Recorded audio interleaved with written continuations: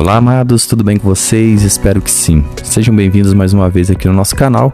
E no vídeo de hoje vamos falar um pouco sobre o purgatório. Será que ele existe ou não? Será que é uma doutrina bíblica ou não? Fique aqui no vídeo para você descobrir sobre isso. Não esqueça de deixar o seu like, o seu comentário e também de se inscrever aqui no nosso canal.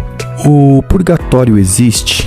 Nenhuma doutrina inventada pela Igreja Católica é tão ferrenhamente contra a validade do sacrifício vicário de Cristo Jesus e o valor do seu sangue derramado na cruz do que a doutrina do purgatório, segundo a qual pessoas salvas, mas não totalmente purificadas, passam por um local de purificação onde são punidas com fogo para depois entrarem no céu felizes da vida.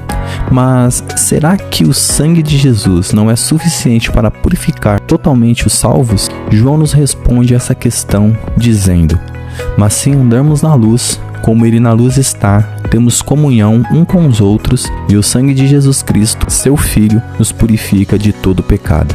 Se o sangue de Jesus nos basta para nos purificar de todo pecado, então não há qualquer necessidade de sobrar algum pecado para ser purgado no purgatório. Por que o purgatório conseguiria algo que o sangue de Jesus supostamente não teria sido capaz de operar na vida de alguém? Temos que sempre lembrar que, para o catolicismo, o purgatório é um local reservado a pessoas salvas, mas não totalmente purificadas. Mas temos uma incoerência aqui com essa doutrina. Se a pessoa é salva, já pressupõe-se por si mesmo que ela já está purificada, pois o sangue de Jesus nos purifica de todo pecado.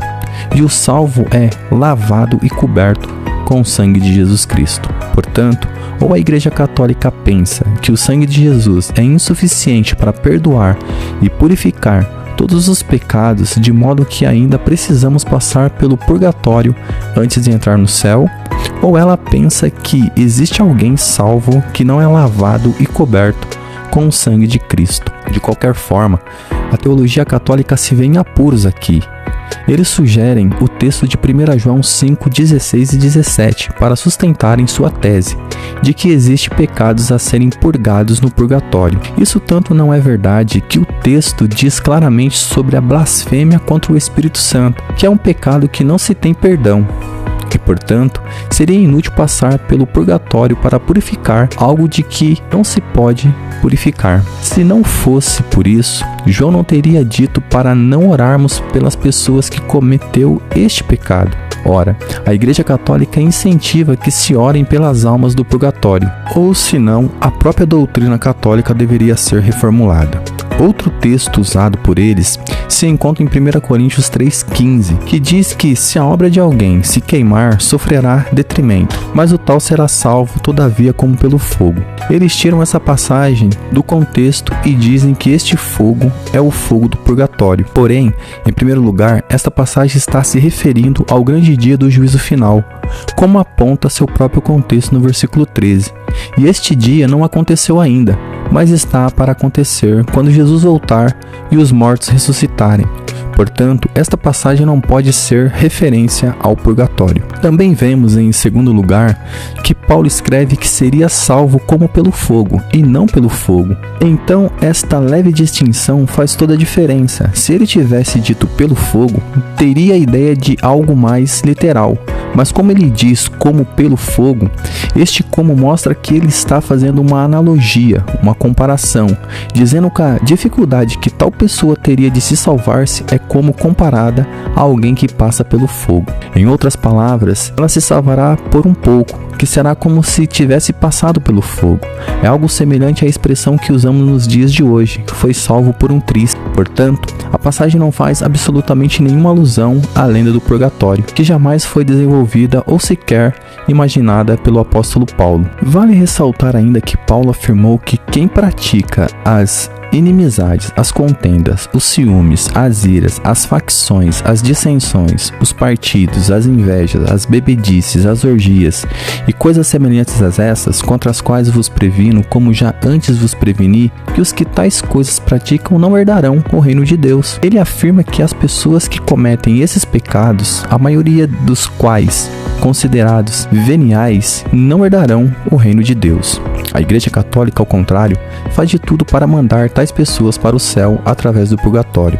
Ou seja, os pecados menores que Paulo afirma que as pessoas que os praticam não entrarão no reino de Deus, a Igreja Católica manda com facilidade tais pessoas ao paraíso se tão somente passarem pelo purgatório. O fato é que, se a pessoa passar por um sincero arrependimento dos seus pecados e consequentemente mudança de vida, ela será lavada e coberta com o sangue de Jesus Cristo e será perdoada de todo pecado, sem precisar passar pelo purgatório.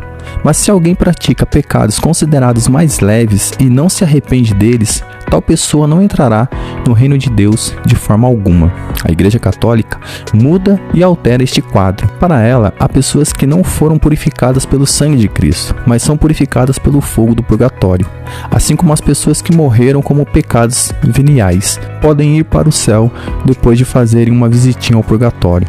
Ou seja, distorcem completamente o evangelho bíblico. Biblicamente só existe dois caminhos: vida ou morte, salvação ou condenação, céu ou inferno. Mas a Igreja Católica sempre trata de adicionar o meio termo em todos estes, sem qualquer fundamento bíblico sério, mas somente com passagens isoladas e distorcidas, manipuladas sem qualquer exegese e tirados fora do seu devido contexto. Para alcançarmos a vida, o pecador, não importa o nível da gravidade do seu pecado, tem que necessariamente passar por uma coisa que a Bíblia chama de novo nascimento e arrependimento. É preciso nos arrepender para herdarmos o reino de Deus, mas a Igreja Católica corrompe e aniquila o significado e a necessidade de arrependimento, ao dizer que o purgatório é para pessoas que pecaram, mas não se arrependeram, mas nem deram satisfação sobre os seus pecados. As que, tendo sido formalmente culpadas de pecados maiores, não deram plena satisfação delas à justiça divina. Papa Pio IX, a base da doutrina católica contida na profissão de fé.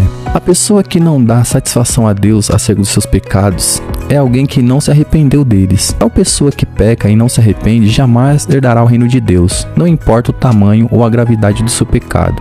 O arrependimento é sempre um procedimento necessário e indispensável para a salvação. Com isso, o catolicismo dispensa aos seus fiéis a necessidade de arrependimento verdadeiro, fazendo aquilo que Satanás mais quer. Ela ensina que mesmo se não se arrepender dos pecados, é só passar pelo purgatório que você chega ao céu de qualquer jeito, queimado ou não, mas chega lá. Jesus, por outro lado, nos informa que é necessário nos arrepender, pois é chegado o reino de Deus. Paulo afirma que tais pecados, se não tivessem passados pelo arrependimento, são suficientes para excluir qualquer pessoa do reino de Deus. Portanto, tem duas opções: viver a vida desleixada que você quiser levar e só se preocupar com os pecadões, mas nem precisa se preocupar com os pecados pequenos, porque disso o purgatório cuida. Ou então se arrepender e se humilhar e orar e buscar a face de Deus e se converter verdadeiramente dos seus maus caminhos. E então ele ouvirá a sua voz dos céus, perdoará os seus pecados e sarará a sua terra. Se você gostou desse vídeo,